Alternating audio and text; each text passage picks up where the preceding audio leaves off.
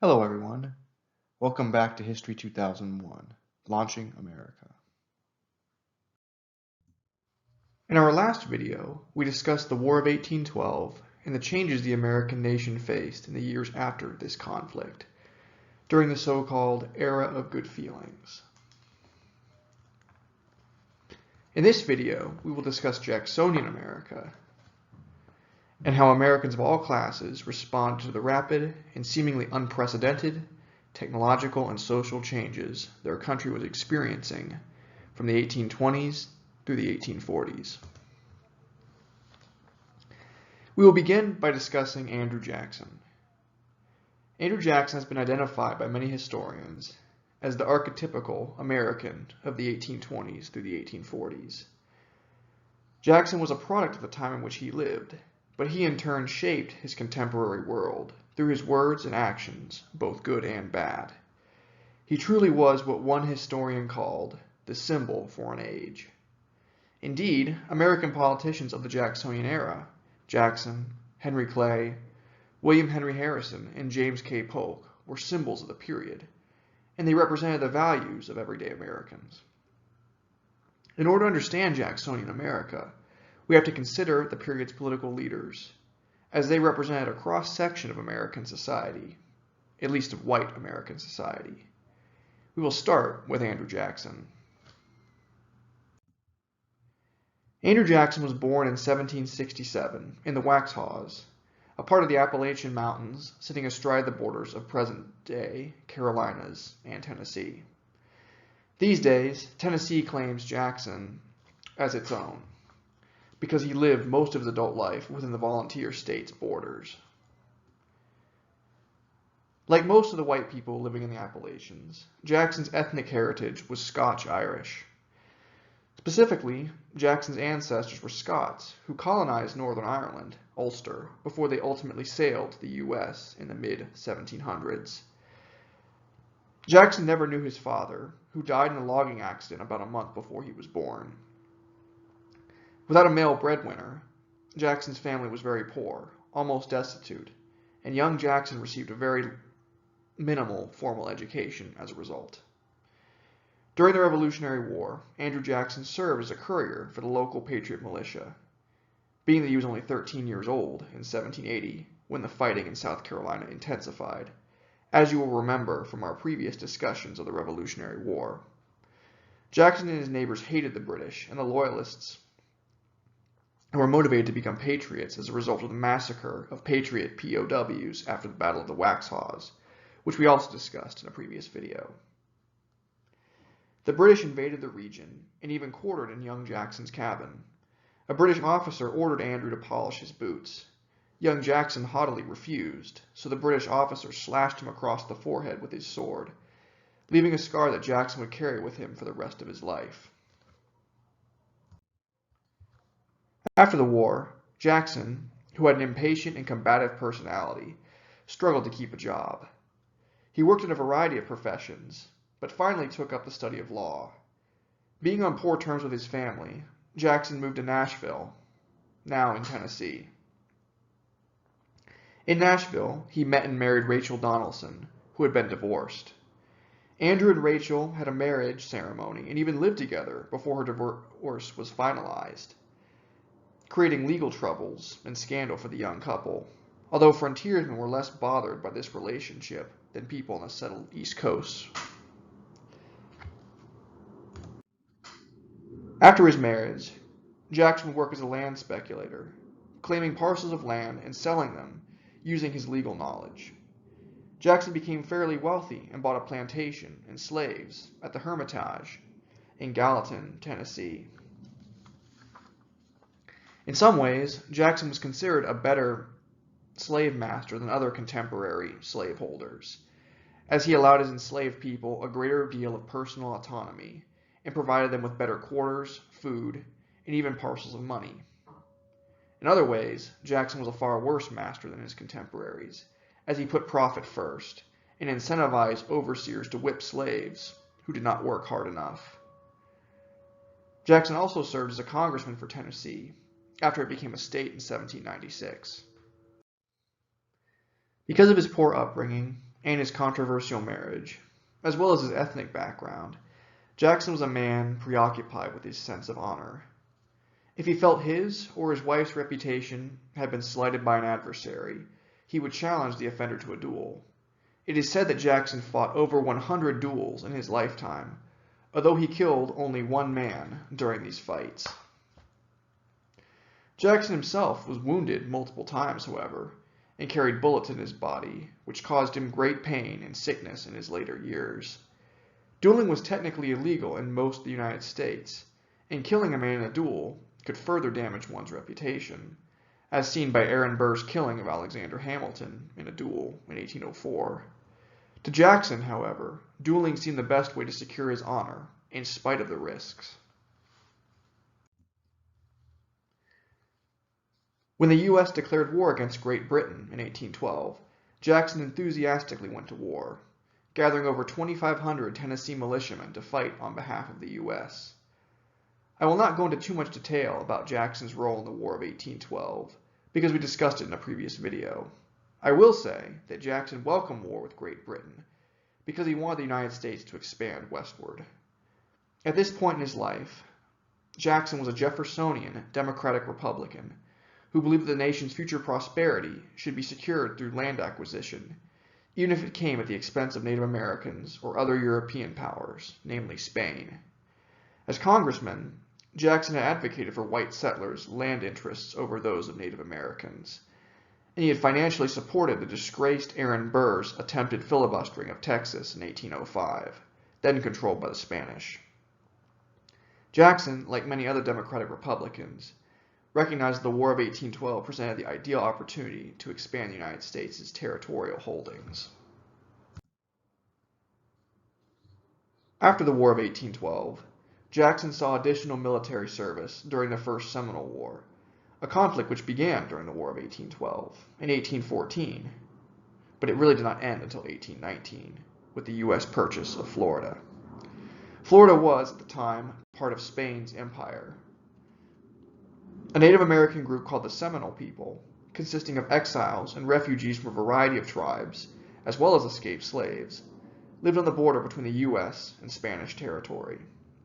The Seminole would lead raiding parties into South Georgia, attacking white American settlements and encouraging black slaves to join their ranks. The Seminoles kept black slaves themselves, but tended to treat their enslaved people better than white Americans did. Spain had African slavery in many of its colonies, but it had a long tradition of welcoming escaped slaves from Georgia into their colony, giving them freedom if they converted to Catholicism and agreed to serve in their colonial military. In some cases, the Spanish even gave black enslaved people to the former Georgian slaves that served in their armed forces. Spanish Florida refused to stop Seminole/African American raids and even tacitly encouraged them. Because of these raids and the continued escape of Georgian slaves, President James Monroe ordered Jackson to invade Florida in 1818. Jackson had some experience in Florida, having pursued retreating British agents into the state back in 1814. Jackson's army crossed the border and clashed with the Seminoles and the Spanish. Jackson's force consisted of militia, regulars, Creek Indians, and angry settlers who wanted revenge on the Seminole. Jackson's army burned Seminole and Miccosukee settlements in northern Florida, forcing these people to retreat southward down the peninsula. Jackson's army also attacked the Spanish and basically expelled them from the territory. Jackson's seizure of northern Florida during the First Seminole War forced Spain to sell the territory to the U.S., as seen in the Adams-Onis Treaty of 1819. The U.S. government settled the Seminole on a reservation in north-central Florida at the Treaty of Moultrie Creek in 1823. This would be important later.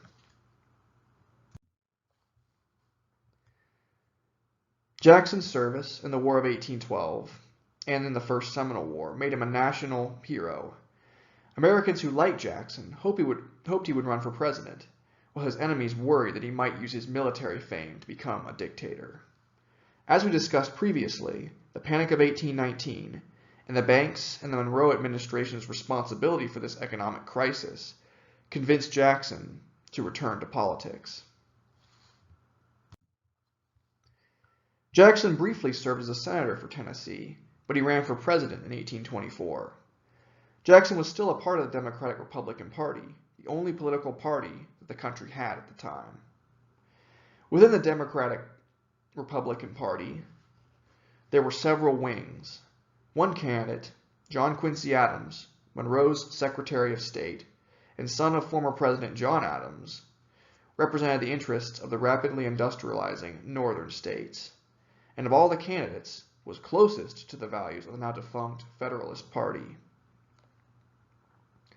Another candidate, the young Kentuckian Henry Clay, the Speaker of the House, wanted to connect the East and West using banks and internal improvements like canals, what was called the American system. The third candidate, William Crawford of Georgia, Monroe's Treasury Secretary, was part of a movement called the Tertium Quids, Latin for third something. Crawford represented the interests of Eastern plantation owners and advocated for a more genteel, hierarchical system. Jackson himself ran on a pro-westward expansion policy, and of all the candidates was probably the closest to Thomas Jefferson's original agrarian vision of the Democratic Republican Party. At this point in American history, presidential candidates did not campaign for themselves in the way that they do today. Instead, they remained at home or in their occupations, and let volunteer supporters and surrogates run their campaigns and draw up support through stump speeches. It was considered rude for a candidate to campaign for himself, and a degradation of American politics. Even the bombastic and aggressive Jackson mostly adhered to these conventions in the 1824 election. In the election, Jackson gained a plurality of the popular vote and carried most of the western and frontier states, although he interestingly took Pennsylvania, New Jersey, Delaware, and Maryland.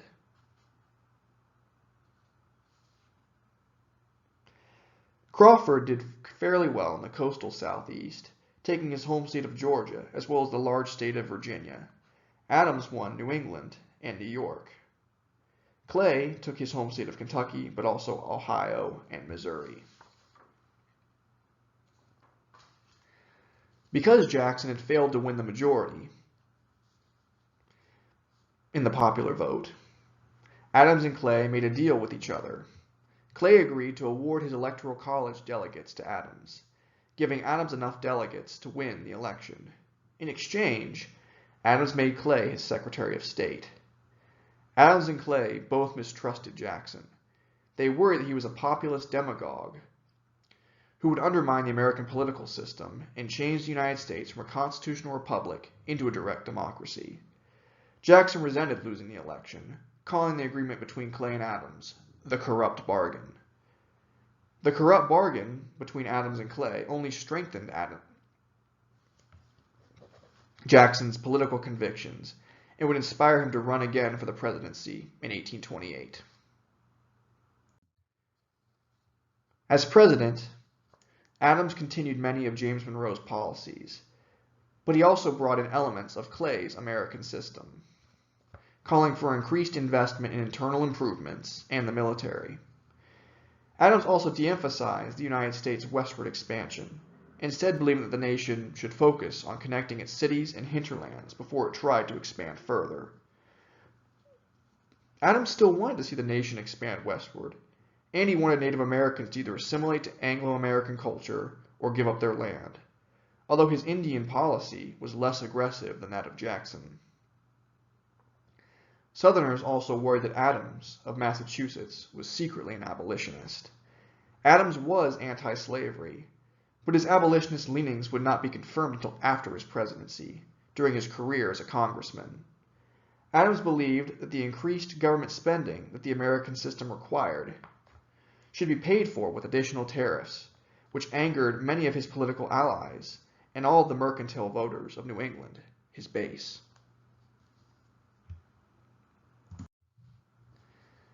Jackson once again ran for president in 1828. In this election, Jackson took a more active approach in his campaign, giving speeches himself and commenting on the policies of the Adams administration, which he condemned as being corrupt. Jackson declared that his new political movement, the Democratic Party, was committed to the ideals of Jeffersonian virtue and democracy. Adams' political movement, called the National Republicans, was hierarchical and elitist, according to Jackson. The 1828 election was far more acrimonious than 1824 had been. The Jacksonian press attacked Adams, declaring him as an out of touch with everyday Americans. Adams' press allies represented Jackson as a dangerous, emotional demagogue, a violent slave owner and Indian murderer, who was fond of duels and had questionable morals because of his marriage to Rachel Donaldson, a divorcee. Rachel actually died in the lead-up to Jackson's inauguration, and Jackson blamed the negative press his wife had received for her death. The Adams press also insulted Jackson's parentage, suggesting his mother was a prostitute and that his father was black. All in all, though, Jackson's campaign was far more effective than Adams's. Jackson won the 1828 election in a landslide, winning 55.5% of the popular vote and 178 electoral votes to Adams' 83.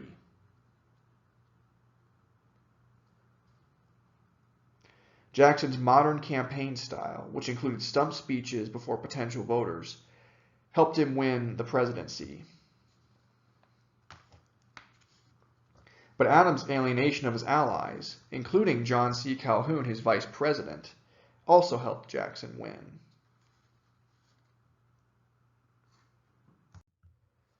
Jackson actually made Calhoun his vice president and assembled a cabinet that included some former Adams supporters. As president, Jackson advocated for many democratic, anti-elite, and Jeffersonian policies. Jackson wanted to remove property requirements for voting, and he wanted to extend voting rights to all adult white male American citizens. Jackson also suggested that politicians should have term limits and that even the Electoral College should be eliminated. Historians acknowledge that Jackson himself, while very forward-thinking on some issues, advocated for many regressive policies as well. Jackson's idea of democracy was race-based and extended only to white males. Some historians have even called Jacksonian democracy Herrenfolk, or master race democracy, arguing that Jacksonianism was white supremacist at its roots. Although we might criticize Jacksonian democracy for its racism, contemporaries recognize that Jacksonian democracy was very radical and forward-thinking for the time. Alexis de Tocqueville, a French aristocrat and scholar who traveled across the U.S. in the 1830s, praised Jacksonian democracy, but saw slavery and the mistreatment of African Americans as antithetical to its values. Tocqueville was keenly aware that white Americans treated black people and Indians poorly, but he believed that equality for all white men would inevitably lead to emancipation and liberty for all races, whether white people liked it or not.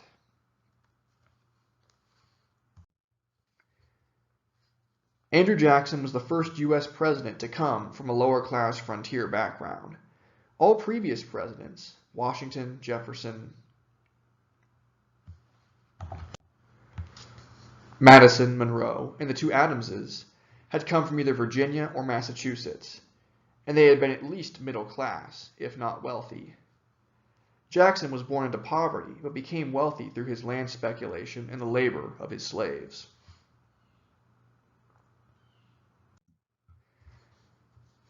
During his first term, Jackson sparred with the established political elite in Washington, both in terms of policies and in private life as well. Jackson had invited everyday Americans to attend his inauguration party at the White House.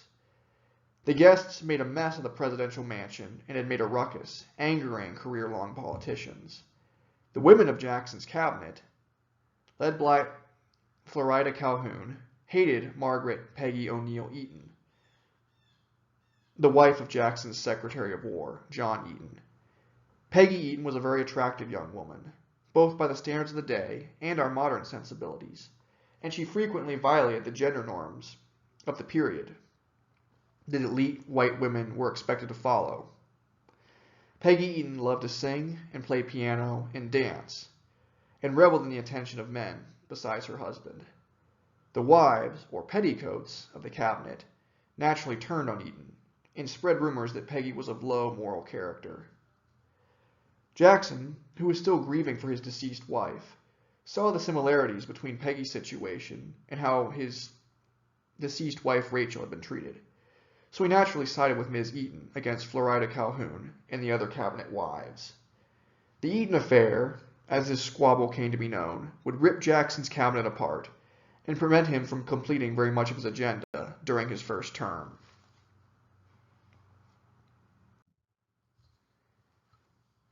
Jackson's cabinet in the first term was also torn apart over political issues as well. In particular, the tariff divided Jacksonian from his VP, John C. Calhoun. Jackson did not like tariffs, but he had come to see them as a necessary evil. Calhoun, a wealthy planter from South Carolina, saw tariffs as a threat to his way of life, since they made imported European luxury goods more expensive, and could lead Britain and France to putting retaliatory taxes on the cotton he sold from his plantation.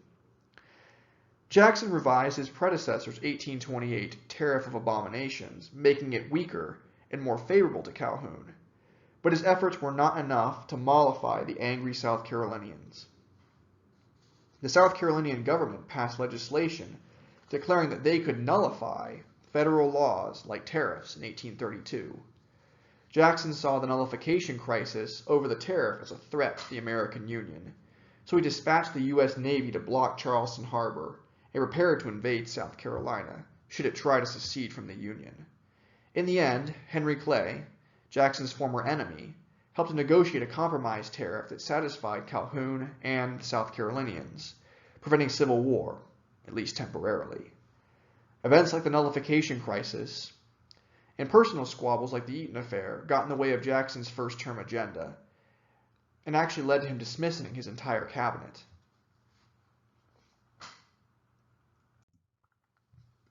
In 1832, Jackson sought re-election to his second term. In 1832, partisan politics was in full swing again in America. Jackson's Democrats ran against the National Republican/Whig Party, which nominated Henry Clay, the senator from Kentucky, as their candidate. The new political organization called the Whigs had emerged as a party that was dedicated to the American system of internal improvements and to fighting Jackson's radical democracy.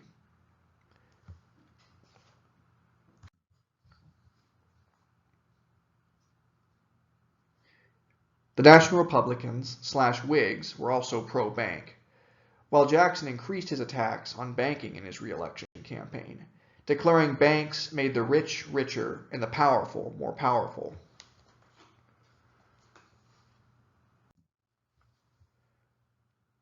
For Jackson's next VP, the Democrats chose Martin Van Buren of New York, an American of Dutch descent. Van Buren had not grown up in wealth, like Jackson. His father had operated a tavern in Kinderhook, and young Martin grew up speaking Dutch as his first language.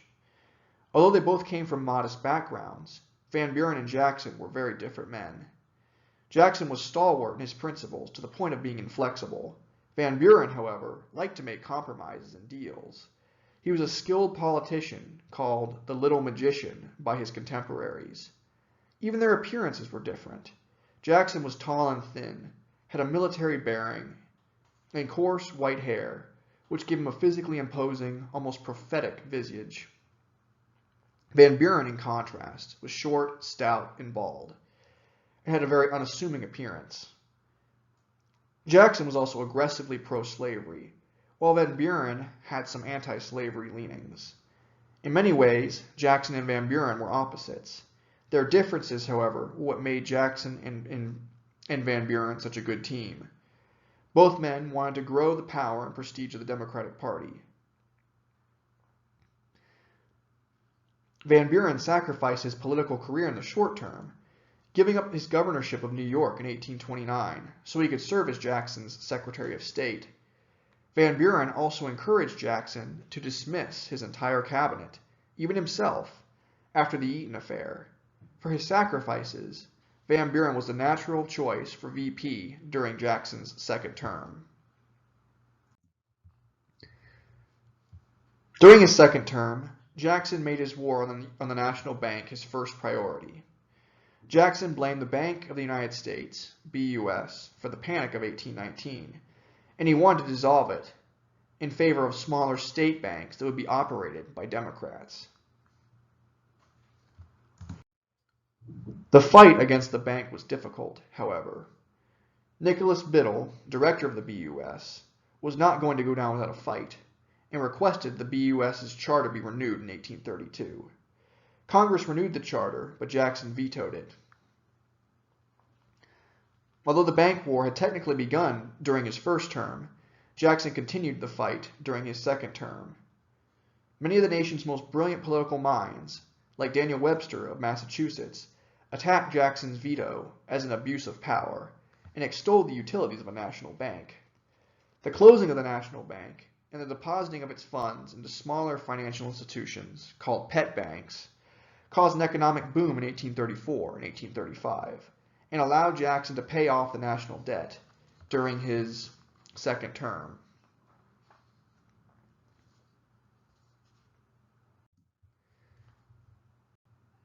In 1835, Jackson also survived an assassination attempt, the first known assassination attempt on a U.S. president.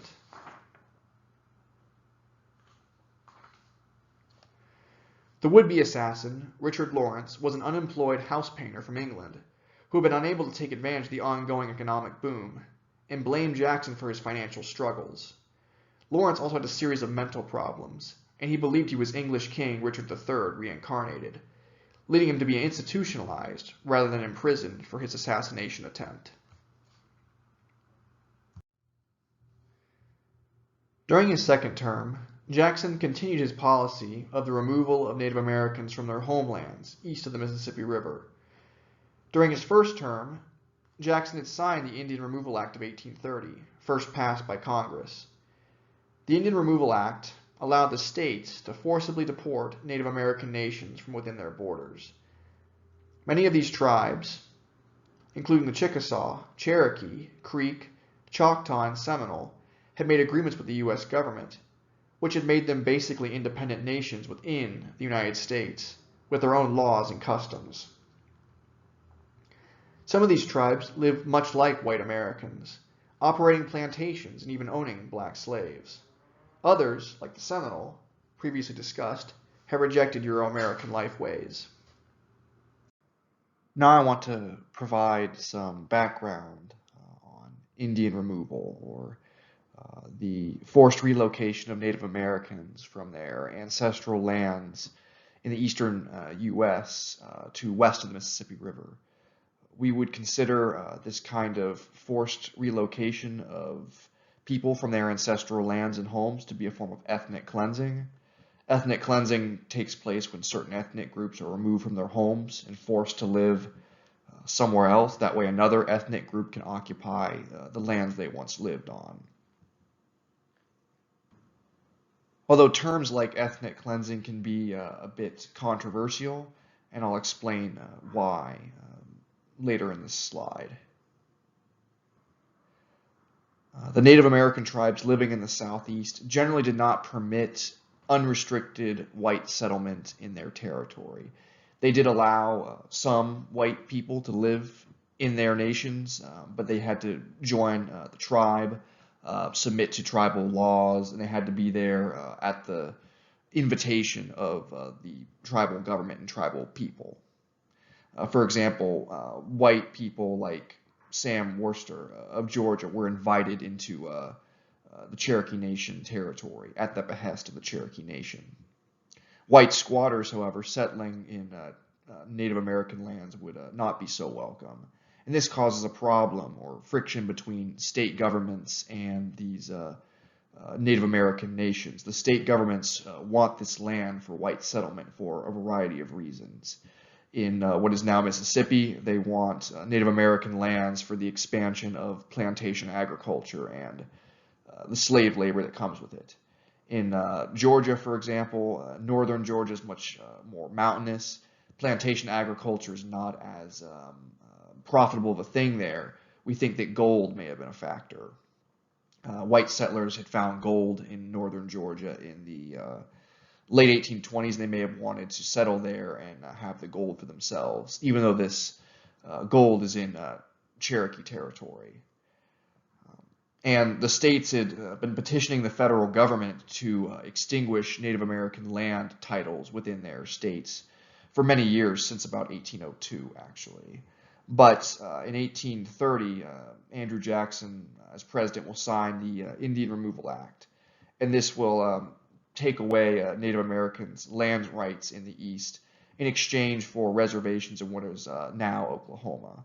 There are provisions that will allow some Native Americans to stay behind in their ancestral territories, but they will not have tribal protection. They will not be living under tribal laws. They will be living as U.S. citizens and residents of the various states, be it Georgia or Mississippi, for example.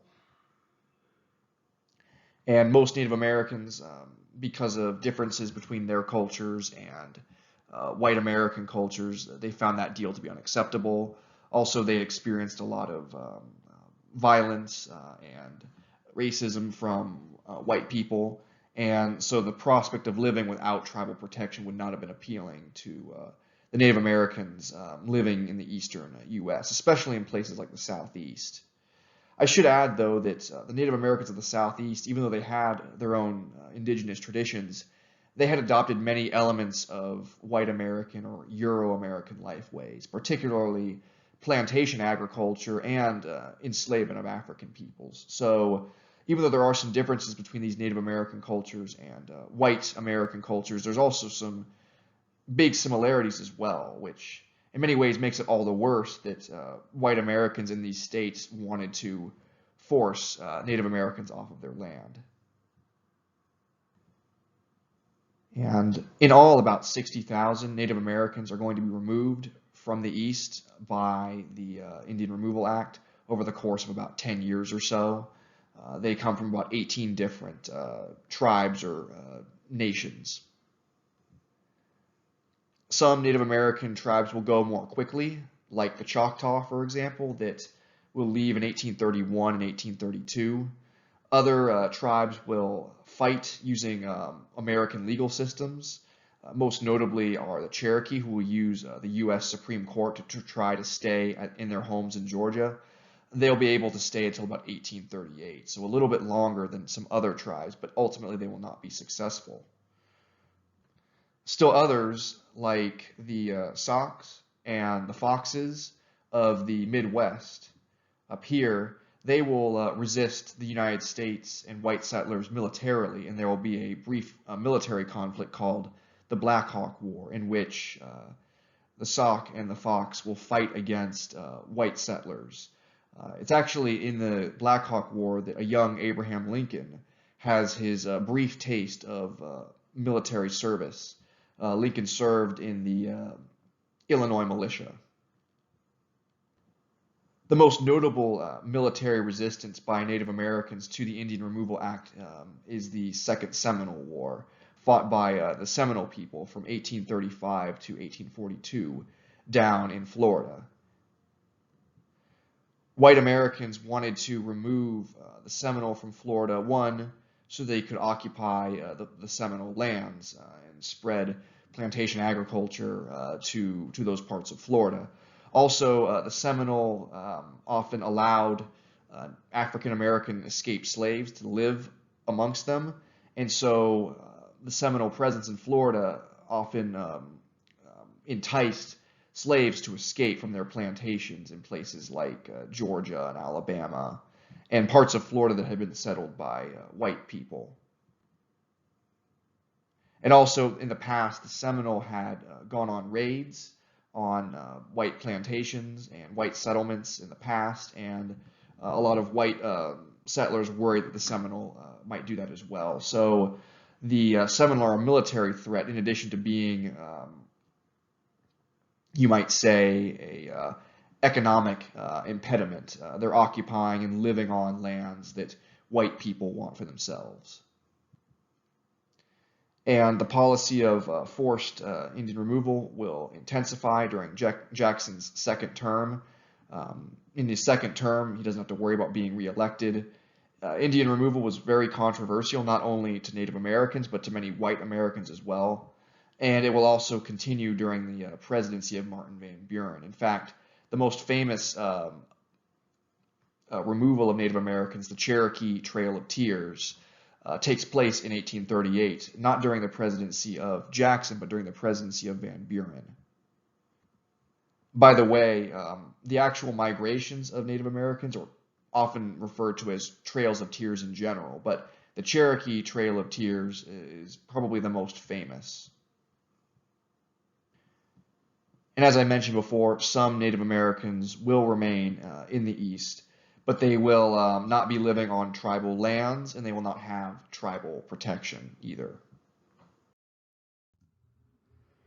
The Cherokee Nation, through its legal battles, was able to delay its expulsion from Georgia until 1838, during Martin Van Buren's presidency. The Cherokee, and other nations before them, were forced to make arduous journeys across the Southeast, with minimal food and supplies, all while under the guard of U.S. and state troops. These painful journeys, called Trails of Tears, led to thousands of Native Americans dying en route to their reservations in what is now Oklahoma. It is worth noting that not all Native Americans left the Southeast at this time. Some Native Americans stayed in the Southeast, living among white people without tribal protection. Now I want to discuss the timeline for the Cherokee Nation's fight to remain in Georgia. And I also want to discuss the state's attitudes towards white settlement on Native American lands in a bit more detail. Generally, the states wanted to take control of Native American territories within their borders.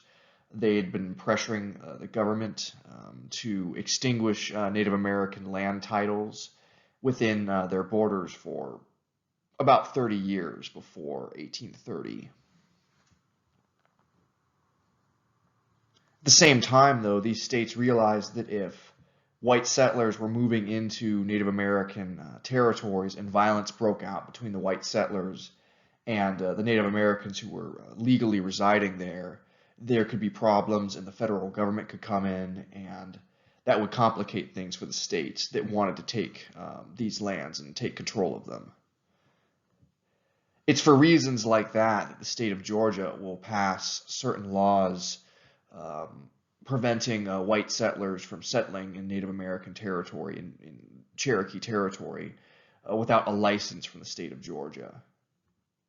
This license granted by the state of Georgia was not granted for the benefit of Native Americans. Rather, it was to keep too many white settlers from moving into Cherokee territory, causing friction between the Cherokee and the white settlers, and the U.S. government coming in between the Cherokee and the state of Georgia. So with that additional background and clarification in mind, we'll discuss this timeline of events. In 1830, the Indian Removal Act is passed. Ultimately, the Indian Removal Act of 1830 will lead to the forced removal of about 60,000 Native Americans from about 18 tribes or nations in the eastern U.S. In 1831, there's the Cherokee Nation versus Georgia case. In this case, the Cherokee Nation, in this Cherokee Nation v. Georgia case, the Cherokee Nation is petitioning the Supreme Court for an injunction against Georgia laws that are a threat to Cherokee national sovereignty. And the Supreme Court basically declines to rule in the Cherokee Nation v. Georgia case because it's decided that the Cherokee Nation is what is called a domestic dependent nation, a nation within the boundaries, entirely within the boundaries of the United States, that it is not a foreign nation, and therefore it cannot rule in this case. So this case really has mixed results for the Cherokee. On the one hand, it defines that they are not just part of the state of Georgia and subject to Georgia law. But on the other hand, the U.S. Supreme Court is not really upholding Cherokee rights as a sovereign nation. It says they are a domestic dependent nation. In 1832, there's the Worcester versus Georgia, Worcester v. Georgia case. Sam Worcester was a white missionary living in Cherokee territory. He was there on the invitation of the Cherokee. He did not have a license from the state of Georgia, so he was a white man breaking Georgia's law about living in Cherokee territory. And remember, this law is not passed to help or benefit the Cherokee. It's passed to keep the federal government from interfering with Georgia's relations with the Cherokee. And Worcester is tried and put in prison in Georgia, and he appeals his case. And the Supreme Court declares that his imprisonment is invalid because it goes against the laws of the Cherokee Nation, which had permitted Worcester to live in their territory. It was said that Andrew Jackson, President Jackson, was not pleased with the Worcester v. Georgia case. It's said that he referenced the Supreme Court Justice John Marshall, and he told a confidant, let them enforce it. Let them enforce this law. What basically happened was Worcester remained in prison. It was not released for another year. Not until 1833 was he released from his imprisonment. In 1835, there's the Treaty of New Echota. New Echota was the capital of the Cherokee Nation in the 1830s. And the Treaty of New Echota was signed between the U.S. government and a minority faction within Cherokee politics and society. This minority faction was called the Treaty Party, and they were in favor of signing a treaty with the U.S. government for removal out west. Their reasoning was that the U.S. Would give them money and land out west, and it was better to leave the eastern United States where they were not wanted and have more freedom and more opportunities in the West, where there were fewer white settlers. There would not be as many white settlers trying to encroach on their territory. The majority of the Cherokee, though, called the National Party, still wanted to stay in Georgia, and they opposed the Treaty of New Echota. And the leader of the National Party was Chief John Ross, who we talked about previously. Ross and the National Party will continue to fight to remain in Georgia for the next couple of years. Some Cherokee are beginning to leave and go to the Indian Territory in what is now Oklahoma. These are, of course, members of the Treaty Party. The National Party under Ross will stick around, fighting to remain in Georgia for a couple more years.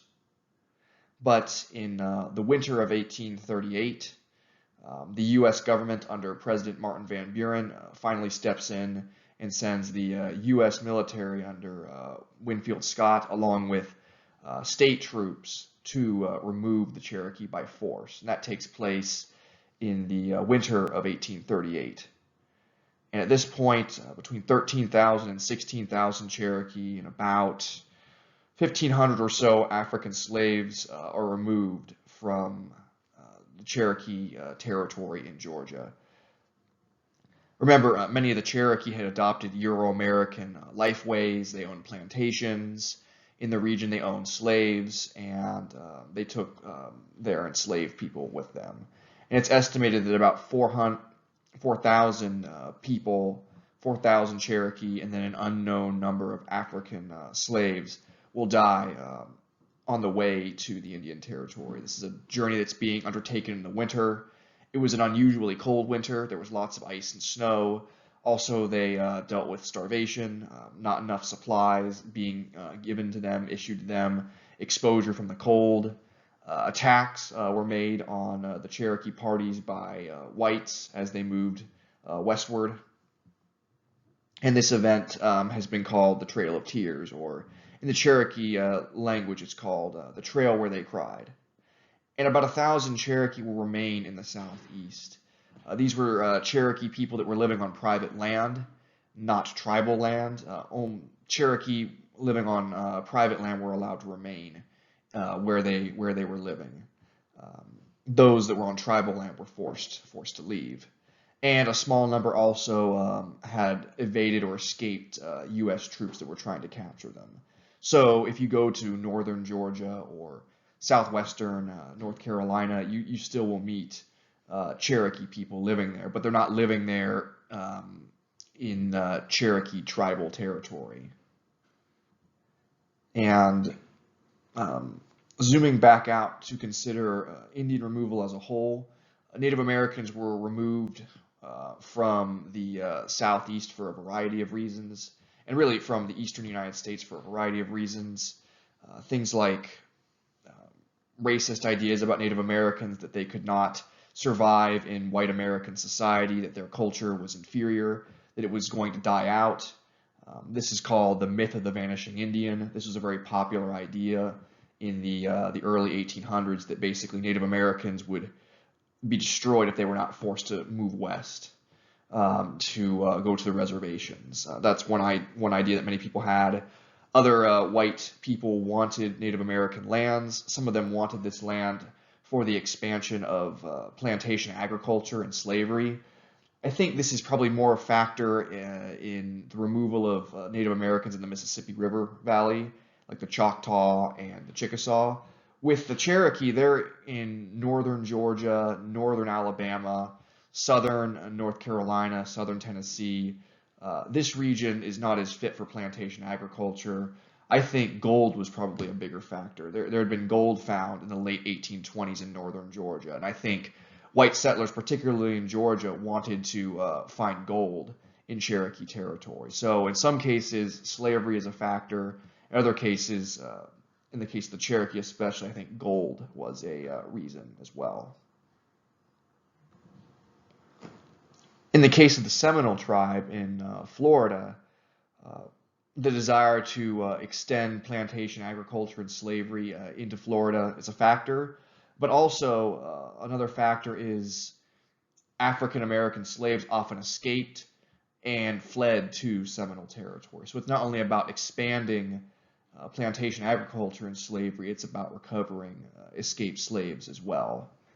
And because the Seminole represented a military threat to people in southern Georgia and southern Alabama, and would occasionally go on raids into southern Georgia and southern Alabama. Others, like the Seminoles, who refused to surrender to the U.S. military, retreated deeper into the depths of the Everglades in South Florida, where the descendants remain to this day. The Seminole War was the United States' longest, bloodiest, and most costly of all wars against Native Americans. It was also very controversial within white American society as well, for a variety of reasons.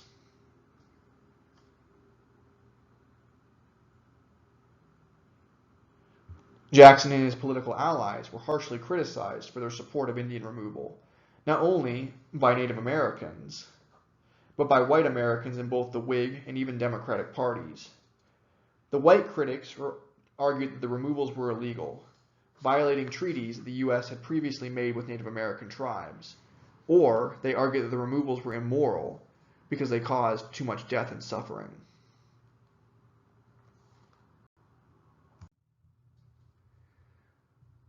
On the issue of slavery, Jackson was a major slave owner from Tennessee and supported the interests of the slave-owning South. Jackson was also a strong Unionist, and he believed that abolitionists who called for an end to slavery were a threat to the Union, just like the South Carolina nullifiers had been during his first term.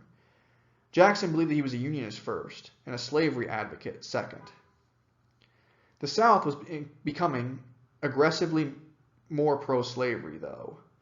Nat Turner's slave revolt of August 1831 had alarmed white Southern slave owners, leading them to take a harsher stance against both anti-slavery Northerners and black people, both free and enslaved in their own states. Turner's revolt was inspired by a desire for freedom, but also by the increase in African American religiosity during the Second Great Awakening, by the way. In 1835, South Carolina demanded that the U.S. Postal Service ban the mailing of anti-slavery literature, which abolitionists had been circulating in the South. Southerners even destroyed post offices, angered at this assault on the institution of slavery through the postal system. Jackson tried to make a compromise between the abolitionists and the slave power.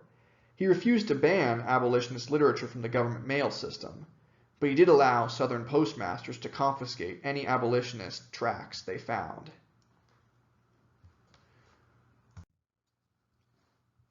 In 1836, Anglo-American rebels living in Texas, then a part of Mexico, rebelled against the Mexican government. The Texian rebels revolted for a variety of issues, but one of the reasons was slavery. Mexico had made African slavery illegal after it had gained independence from Spain in 1821. Mexico officially forbade migrating Anglo settlers from bringing their enslaved people to the province, but the nation did little to stop the arrival of American slaves. Americans, especially in the slaveholding South, supported the Texas Revolution, believing that Texas would eventually join the Union as a slave state, giving their section more voting power. Some Northerners supported the Texas Revolution as well, for expansionist and nationalist reasons, but many Northerners condemned the Texan War of Independence, believing that slavery was its cause.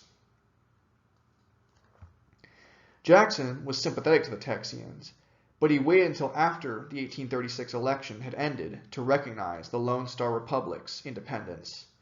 He recognized Texas on the last day of his presidency, March 3, 1837.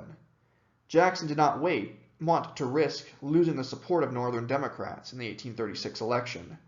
Jackson's gambit worked.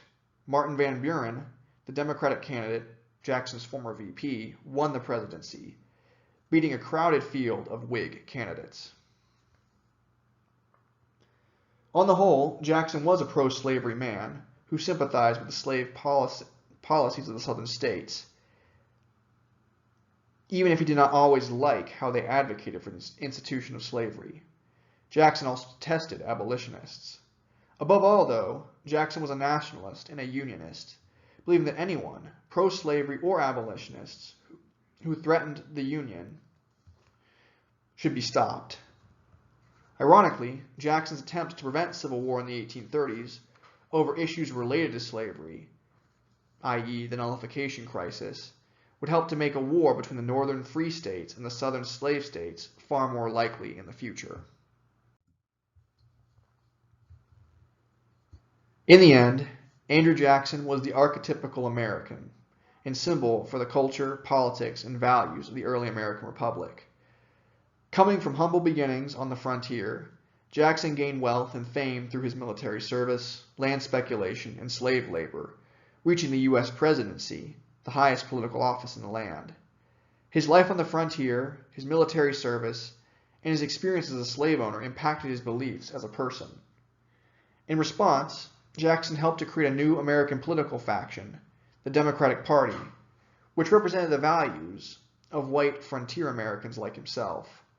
The Democrats took Jefferson's agrarian vision and made it more egalitarian and populistic, at least for white men, leading some people to call Jacksonian democracy Herrenvolk democracy. Considering Jackson's support of Indian removal, his ownership of enslaved Africans, and his sympathies with the Southern slave power, this description has some legitimacy.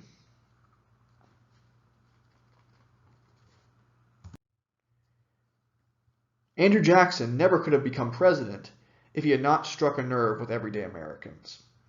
Jackson's political ideology and policies were held by hundreds of thousands of Americans, especially in the western frontier states. Americans who had lost their homes and lands in the Panic of 1819 agreed with Jackson that banks were to blame for causing the panic. Americans in the West who wanted land to settle supported Jackson and the Democratic Party, particularly for their policy of Indian removal, which opened up additional land in the Southeast and Mississippi River Valley for white settlement. Americans who supported the Democratic Party were concerned about the rapid changes their nation was facing: industrialization, the growth of banks, the proliferation of wage labor in factories and in infrastructure construction projects. Democrats thought that wage labor was degrading, and little better than slavery. Enslaved people, by the way, would have disagreed with their notion that wage labor was barely better than slavery. The Democrats also witnessed technological developments like steamboats and railroads. They saw that the world seemed to be getting smaller, as humans and goods could now travel long distances far more quickly and easily with the aid of these technologies. The telegraph, invented by Samuel F.B. Morse in 1845 to transmit messages electronically, made the spread of information almost instantaneous. It was like the internet of the Jacksonian period, but with fewer technological precedents. People who supported the Democrats saw that society was moving more quickly with each passing year. They longed for a simpler time, when families lived in small, isolated communities, while sustaining themselves on self-sufficient farms. The Jacksonian vision, like the Jeffersonian one before it, held that agrarianism, farmers living independently on their own parcels of land, was the key to making the United States a stable, virtuous nation. Jackson just democratized Jeffersonianism, advocating for agricultural independence and voting rights for all white male citizens.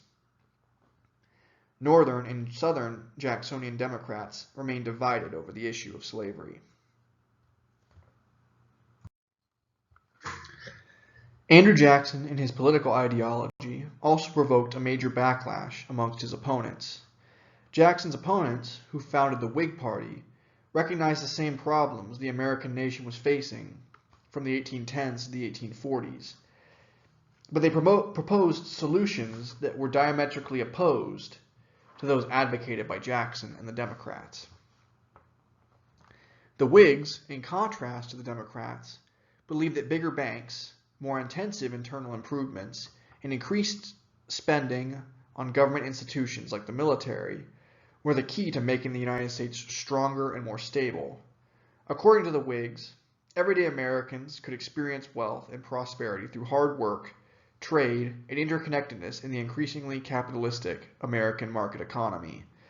To the Whigs, growth over time, wealth, and new technology actually brought independence. The Whigs thought wage labor was better than agrarianism, as a farmer was one bad harvest away from destitution, but a wage earner would always be able to find work of some kind. The Whigs were also less enthusiastic about the ideas of Herrenfolk democracy, not because they were anti-racist, but because they feared that tyranny of the majority might take over the government and threaten American political institutions. The Whigs were also less enthusiastic about Indian removal, not because they were pro-Native American, but because they were concerned about the legality of removal, and they thought the nation's attention should be put towards other pursuits. The Whigs were also divided over the issue of slavery, and the Whig Party had many supporters among the planter elite of the Eastern South and among Northern industrialists. Both the Democrats and the Whigs had pro-slavery Southern and anti-slavery Northern wings.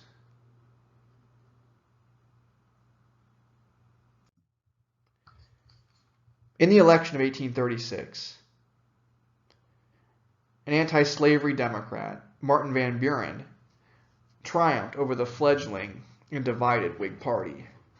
Van Buren, the consummate politician, dedicated his presidency to trying to bring peace to American domestic politics. Unlike Jackson, his predecessor, Van Buren believed that Texas should not be annexed by the United States, pleasing the abolitionists but angering pro-slavery interests. In exchange for refusing to annex Texas, Van Buren called for Northerners to tone down their opposition of slavery as a compromise.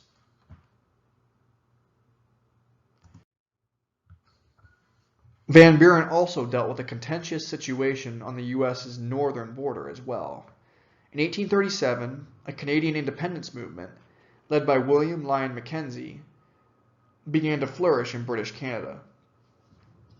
The independence movement, styling themselves after the Americans of the Revolutionary War, called themselves Patriots.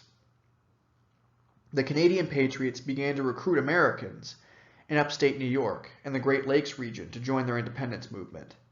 The Americans who supported the Canadian Patriots called themselves hunters, and they sailed across the Great Lakes aboard ships. The British Navy attacked one such ship, the Caroline, provoking outrage in the United States. Although in this image on the slide, you can see the Caroline is falling over Niagara Falls, so it's not in the Great Lakes. Van Buren mandated that the U.S. must remain neutral and not just stay out of the Patriot War, but arrest, detain, and prosecute Americans that tried to assist the Canadian Patriots, using the U.S. Army as a constabulary on the northern border.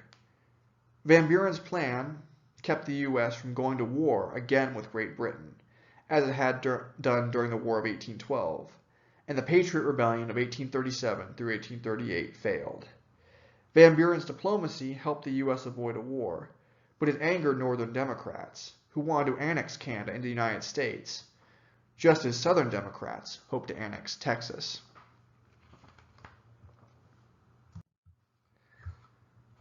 Another important diplomatic event that took place during Van Buren's presidency was the Amistad case of 1839 through 1840.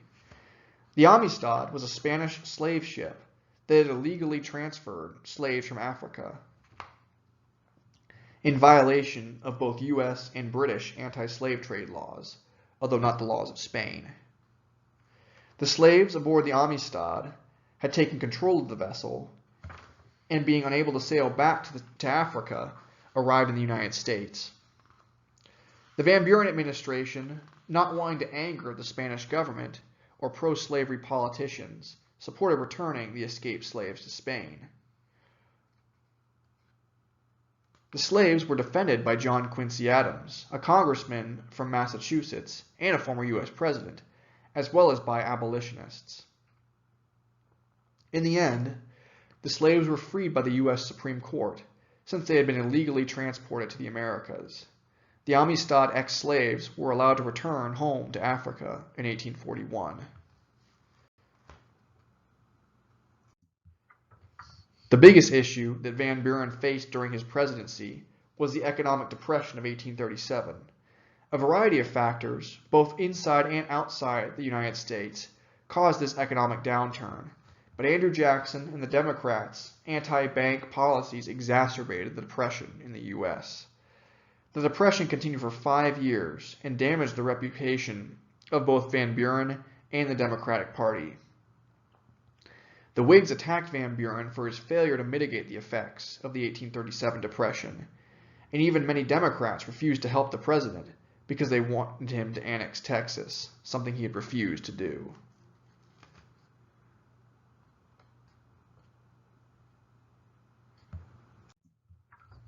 To make matters worse, the Second Seminole War continued into Van Buren's presidency. The war, which started in 1835, during Jackson's term, was unpopular, being the United States' longest, bloodiest, and costliest war against Native Americans. The U.S. Army remained underfunded, and the Florida militia, like the militias in previous wars, did not want to fight too far from their home bases. Americans across the country questioned whether the war was even worth it, saying that the swamps of Florida should be left to the Seminoles. The war would not end until 1842, with the removal of most of the Seminole Nation to Oklahoma, although a few Seminoles remained in Florida, hiding out in the Everglades.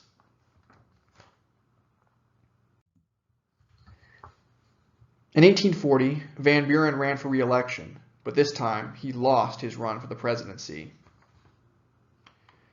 As president, Van Buren had tried to be all things to all people, and as a result, he alienated much of his base in the Democratic Party, even as he failed to win over his political opponents. Van Buren also had to deal with the fallout of many of Andrew Jackson's policies, namely his Bank War and Indian Removal Act.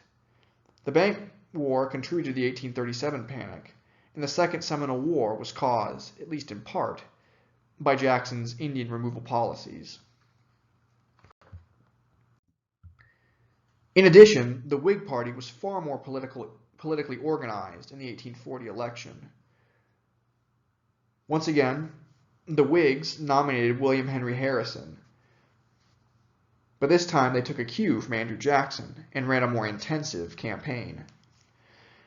The Whig leadership hyped up Harrison's military experience at the Battle of Tippecanoe and during the War of 1812.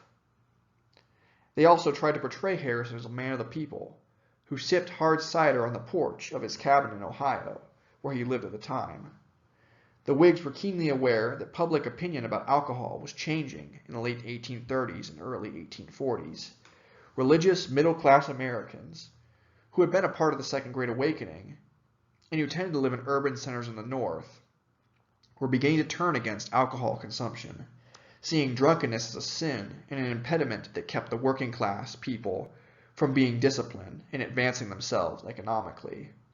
Whiskey at the time was the beverage of choice for the average American, but anti-alcohol crusaders wanted to change this. More moderate anti-alcohol campaigners, called temperance advocates, preferred that people drink beverages with a lower alcohol content, like hard cider. More radical alcohol prohibitionists, called teetotalers, wanted all alcohol banned. Alcohol prohibition would not really take off in the United States until after the Civil War.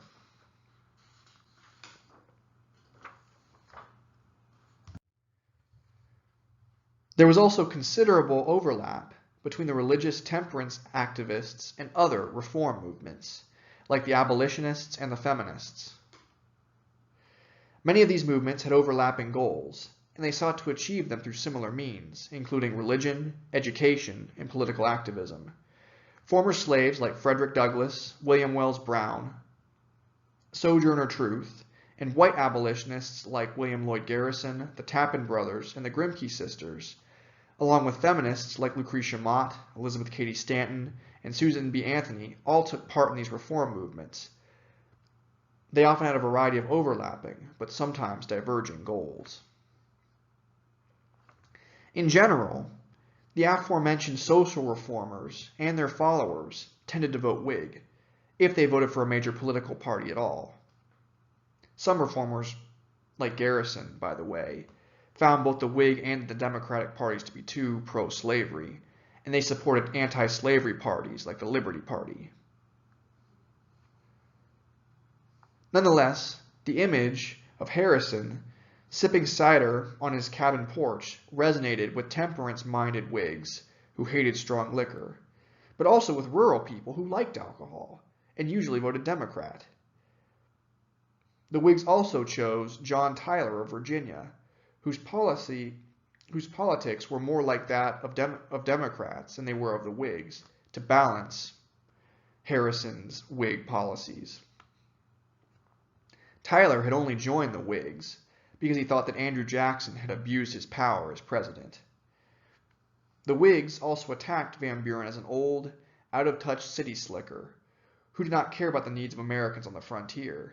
In a way, the Whigs and their Tippecanoe and Tyler too campaign were able to beat Van Buren and the Democrats by embracing the imagery of rural Jacksonianism while also reaching people in the more developed Whig parts of the country.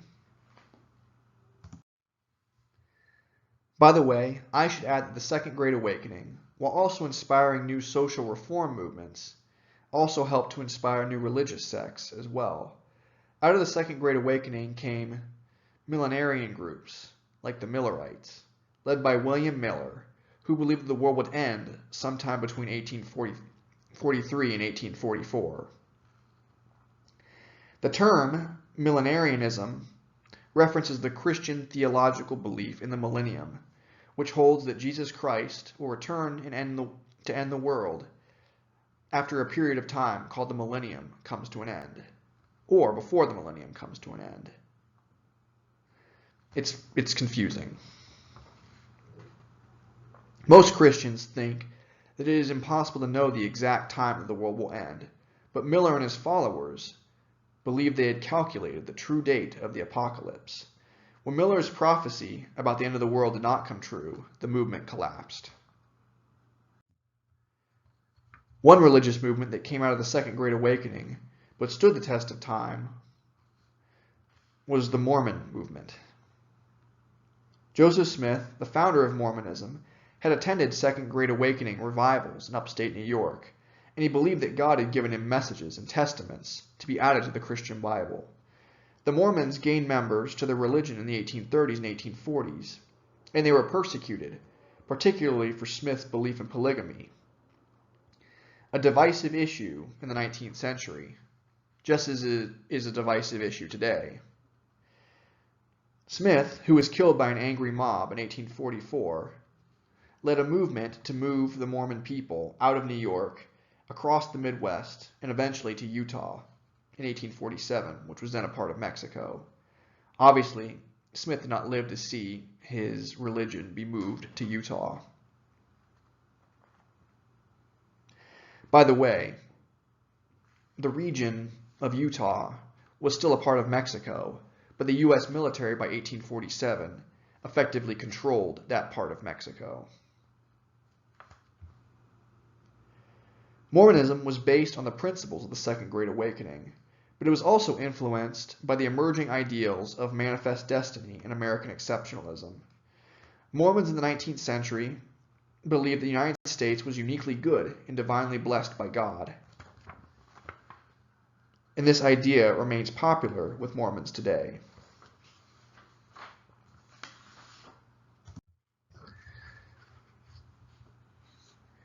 There are many other religious movements besides the Mormons that came to be in Jacksonian America, but that did not last.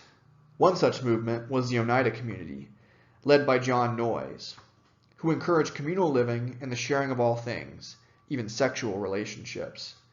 The Oneida adhered to an extreme form of perfectionism, believing that they could create heaven on earth in their communities. The Oneida established communes across the Northeast, where they sold cutlery and flatware to fund their community. The movement died out in the 1880s because Noyes' son, Theodore, was an agnostic. Other movements that were popular during the 1840s but shrank over time were the Transcendentalists and the Shakers. The Transcendentalist movement developed in New England in response to the rapid industrialization that the region was experiencing at the time.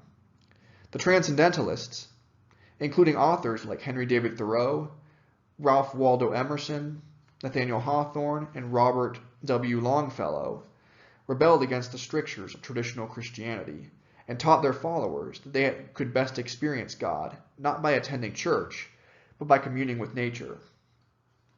The Transcendentalist movement mostly disappeared in the 1850s,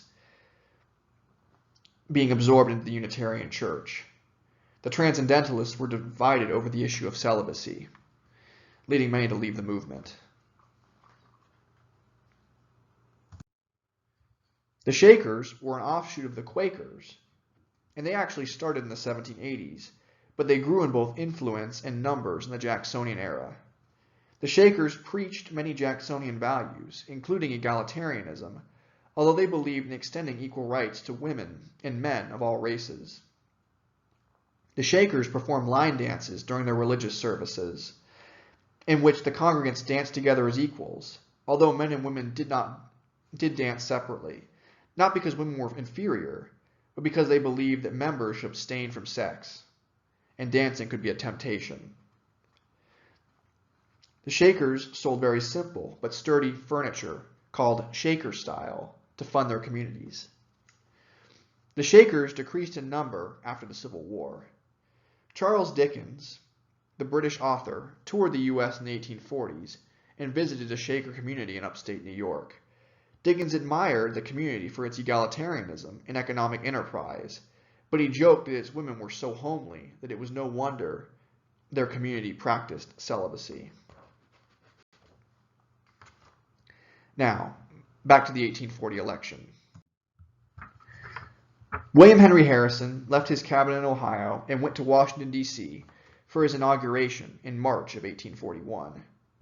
Harrison took the oath of office on March 4th, a cold and rainy day, and he delivered his inaugural address that was over 2 hours long. Harrison caught a cold from the exposure and died in office a month later. Harrison was the first president to die in office, either of natural causes or assassination, It was not yet determined that the VP would become the commander-in-chief if the president died.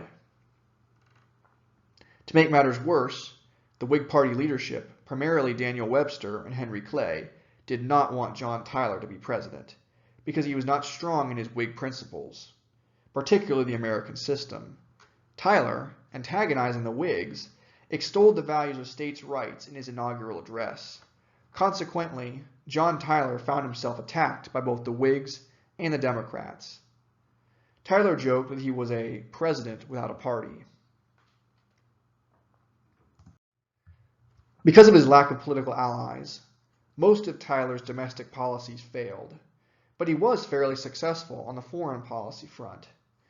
During the Tyler presidency, the U.S. increased its naval presence in the Pacific Ocean, challenging Britain and France, and the U.S. sent Caleb Cushing as an ambassador to China, making trade diplomatic overtures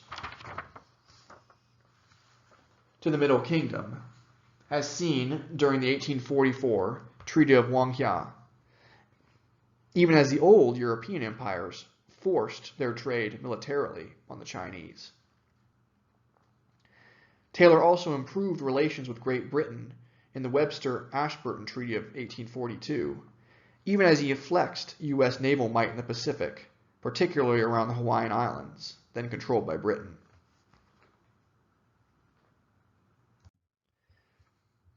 Tyler's last and most significant foreign policy move was the annexation of Texas.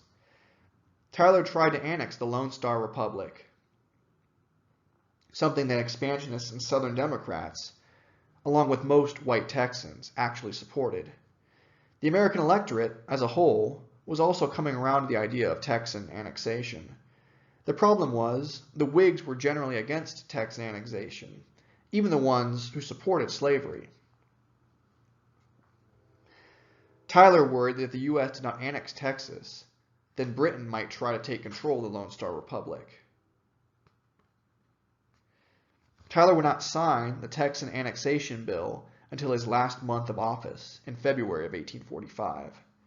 Texas would not officially join the Union until December 29, 1845, 10 months later, during the presidency of James K. Polk.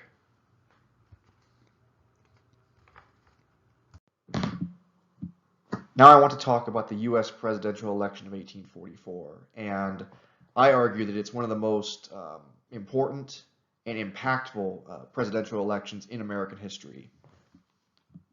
Initially, it was expected that former President Martin Van Buren of the Democratic Party would be the Democrats' nominee. Van Buren had been president previously. He had a lot of political experience. He had played a founding role in the Democratic Party, creating the Democratic Party alongside Andrew Jackson. But there were certain issues that will lead to Van Buren losing support amongst the Democrats at the Democratic National Convention. One of those issues is, again, his failures as president, the 1837 panic taking place during his presidency. We've discussed the 1837 panic previously in this video, so I won't go over it again here. Van Buren also had ties, or at least had been associated with the Locofoco faction within the Democratic Party. The Locofocos were a group of working class Democrats from places like New York City that were fighting for workers' rights, among other issues, in the 1830s.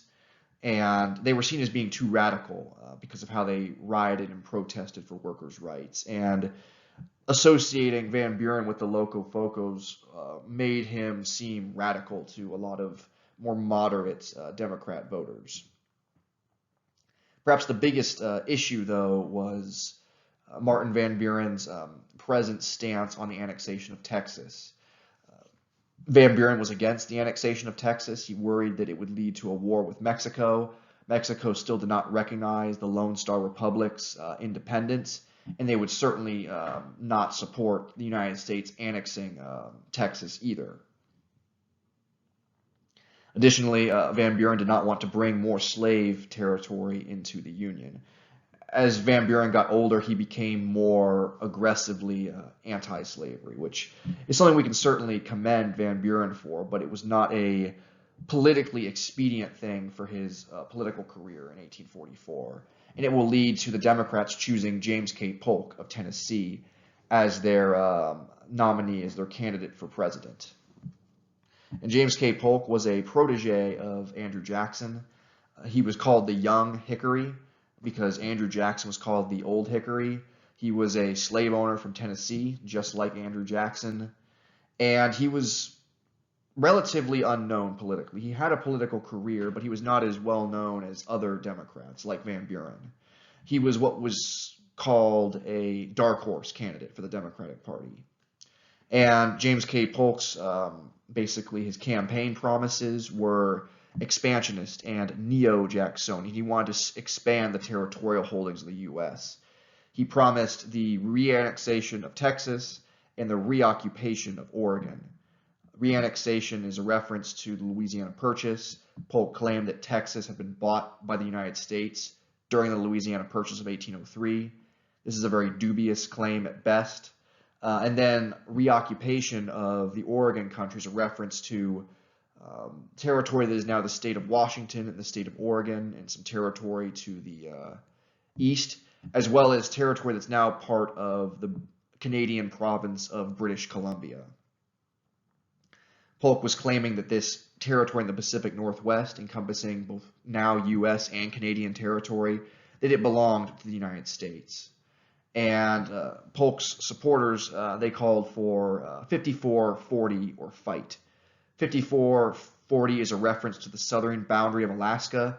They were saying that all of the territory all the way to the southern border of Alaska, then controlled by the Russians, should be a part of the United States. It's a very, very large territorial claim. So basically, Polk is a neo-Jacksonian, and he is a very aggressive expansionist. The Whigs will choose as their candidate Henry Clay, a very experienced politician, architect of the Missouri Compromise. He's called the Great Compromiser because of his ability to make deals with his political opponents. Like James K. Polk, he is a slave owner and a plantation owner. He is from Kentucky, whereas Polk is from Tennessee. On the issue of Texas annexation, Clay said that he was against annexation for a lot of the same reasons that Van Buren was. But Clay also signaled that he was willing to compromise on annexation, that he might be willing to support it under certain circumstances.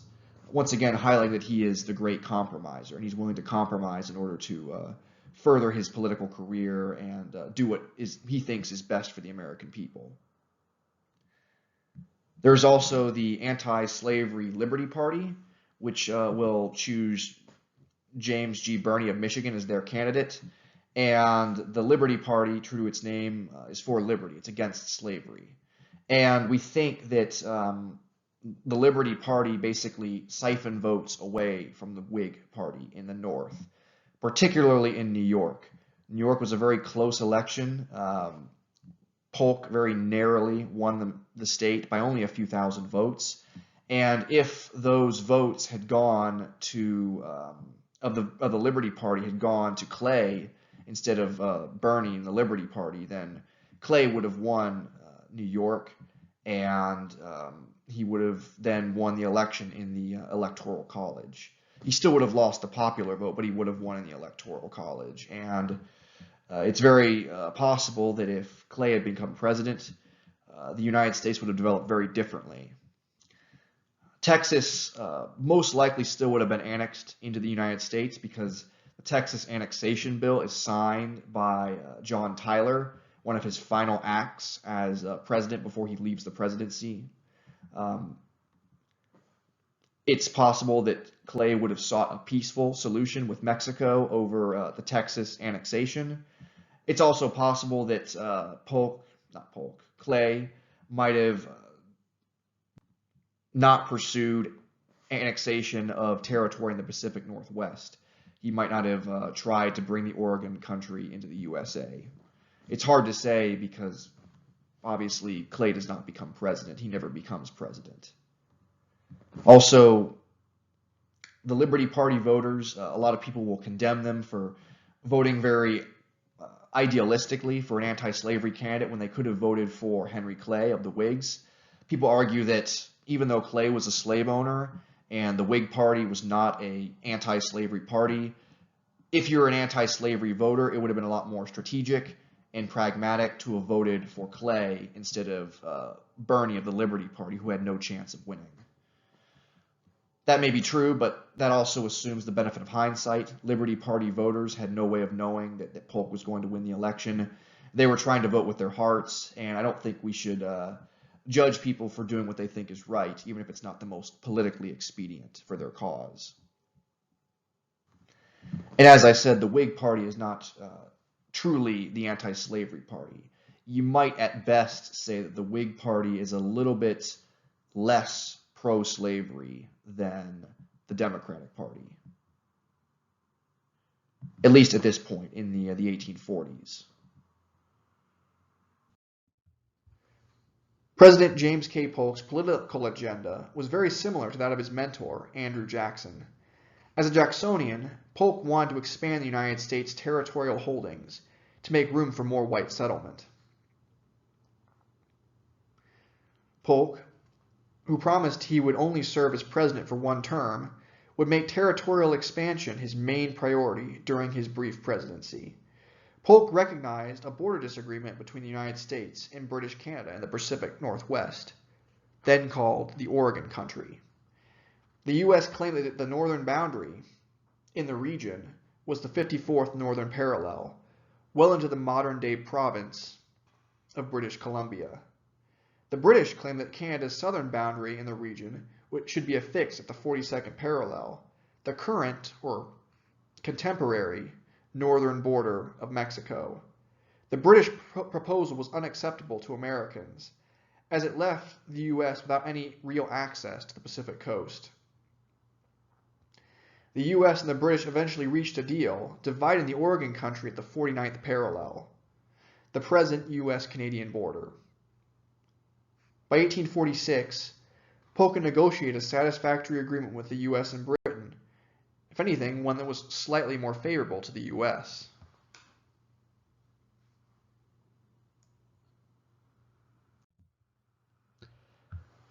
Polk wanted to expand the U.S. southern border in the southwest as well. As a southern slave owner, Polk wanted to make sure that the U.S. did not add too many northern free states, negating the electoral power of the southern slave states. This made the annexation of Texas an important issue for Polk, although the negotiations were completed before his inauguration, and he really just signed off on the deal. Polk also wanted to expand further in the North American Southwest and purchase territory from Mexico. Most of the territory that Polk wanted to buy, the Mexican provinces of Nuevo Mexico and Alta California, however, could not become slave states, as more than half of this territory lay north of the Missouri Compromise line. The Missouri Compromise had been a deal that was far more beneficial to the northern free states than it was to the southern slave states.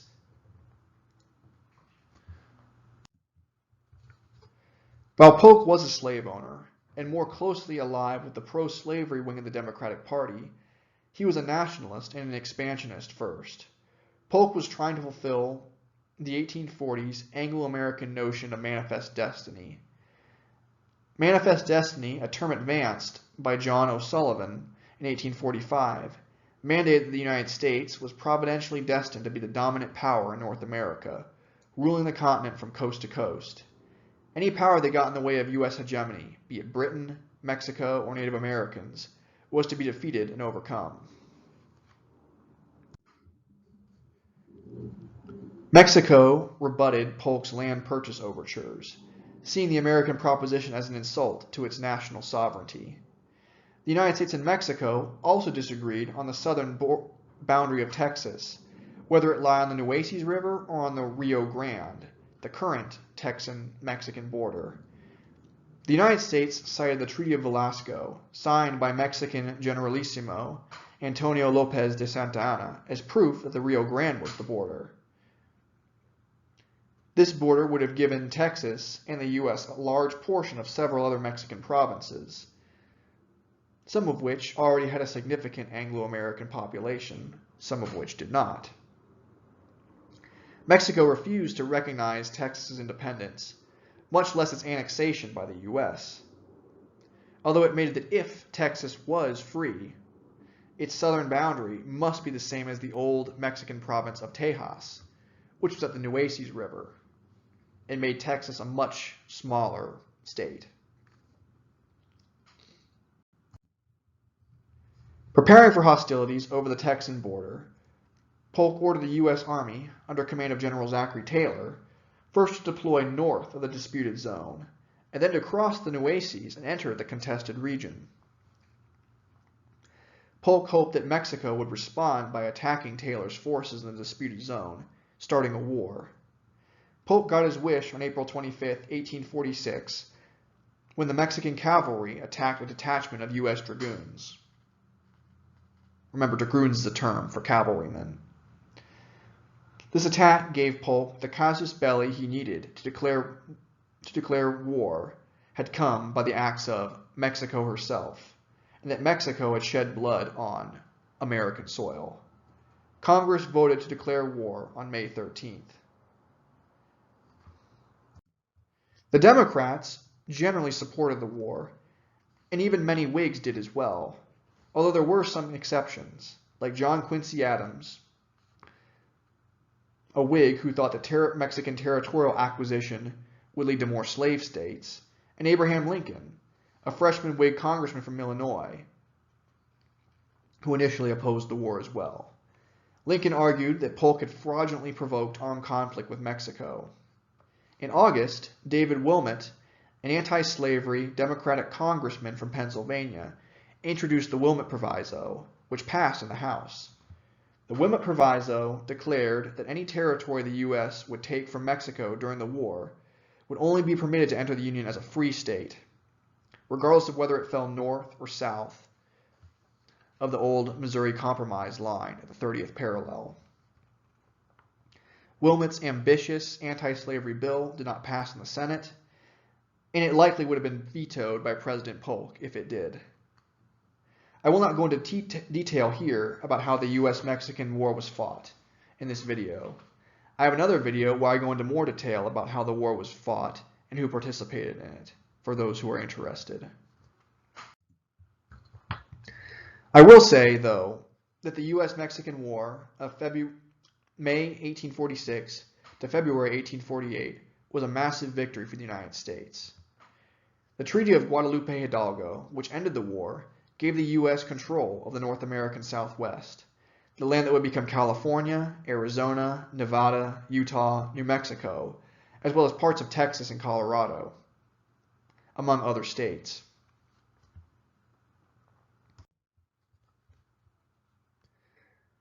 Although the U.S. had went to war for democratic aims, it was Whig tactics and strategy that helped the U.S. prevail over Mexico. Mexico initially had a much larger military than the U.S. at the start of the war, but U.S. generals, namely Zachary Taylor and Winfield Scott, both of whom were Whigs, invested in superior technology, particularly artillery and small arms, to defeat the Mexican forces in battle. Taylor and Scott both made use of civil technologies as well, like railroads and steamboats, to move troops out of the U.S. and to deploy them in Mexico.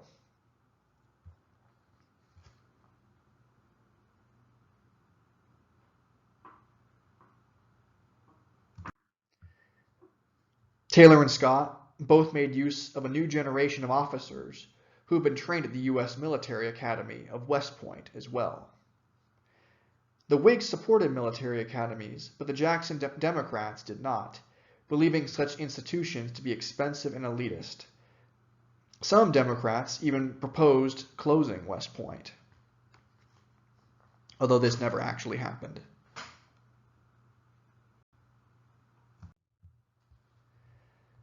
Thanks to its well-trained officer corps and superior technology, the United States had proven that its regular army could defeat enemies in a foreign war, increasing the U.S.'s international prestige and credibility. American militiamen had served in the Mexican War as well, volunteering for 1 year's service periods instead of the traditional 90 days. President Polk realized early in the war, perhaps remembering the War of 1812, that 90-day enlistments were too short for fighting a war on foreign soil. In general, the volunteers performed well in combat during the Mexican War, although they tended to be less steady in pitched battles than their professional counterparts in the regular army. Where the volunteers faltered, however, was in their lack of discipline in camp and in garrison. Many volunteers robbed, murdered, and sexually assaulted Mexican civilians, often while under the influence of alcohol. Some of these attacks were motivated by racism and ethnocentrism as well, sentiments which were common in Jacksonian America. Officers tried to stop these assaults on Mexican non-combatants, preferring to fight Mexico as if it were an established nation-state, with limited rules of engagement. This limited war strategy stood in stark contrast to the approach the U.S. military had taken against Native Americans, where attacks on Indian non-combatants were a part of the plan. Just as Presidents Andrew Jackson, William Henry Harrison, and James K. Polk were political figures that represented the values of Jacksonian America, the U.S.-Mexican War was fought for Jacksonian values as well, specifically the idea of manifest destiny. The U.S.-Mexican War was a triumph for the United States, but in its victory, the U.S. sowed the seeds for future conflicts, which we will discuss in another video. In the end, the Jacksonian period was a complex, dynamic, and mercurial time in U.S. history. White Americans in particular were concerned about the massive changes their country was experiencing, and they were worried they might be left behind by the nation's rapidly growing and increasingly competitive capitalist market economy. This world created politicians like Andrew Jackson, who were affected by the hopes and fears of their time, while also trying to assuage the worries that everyday Americans had. Jackson was a product of his time, but he also had a tremendous impact on the epoch in which he lived. As U.S. President, Jackson helped to create the Democratic Party, which stood for the values of Herrenvolk democracy, egalitarianism, and voting rights for all white men. To this end, Jackson and the Democrats supported the policies of westward expansion, Indian removal, and dissolution of the National Bank. In response to the Democrats, another political party, the Whigs, developed. The Whigs believed that trade, banks, industrialization, and the investment in technology and infrastructure, funded by banks and tariffs, were key to ensuring American prosperity. The Democrats had victories in 1828, 1832, and the 1836 elections, but they faltered in 1840, primarily due to the Panic of 1837 and the Second Seminole War.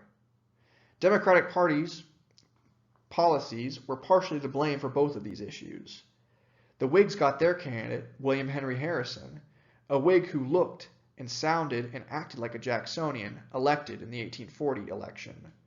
Harrison's untimely death a month into office left John Tyler, who was a Democrat in all but name, as president. Tyler's presidency was followed up by the true Democrat, James K. Polk, in 1844, who was a disciple of Andrew Jackson. In this way, the Jacksonians dominated American politics from 1828 to 1848, over 20 years, either as Democrats or, in the case of Harrison, as Whigs. Following the principles of manifest destiny, James K. Polk, as president, made Western expansion the priority of his one term as president, leading to the U.S. acquisition of Oregon and the U.S. war against Mexico.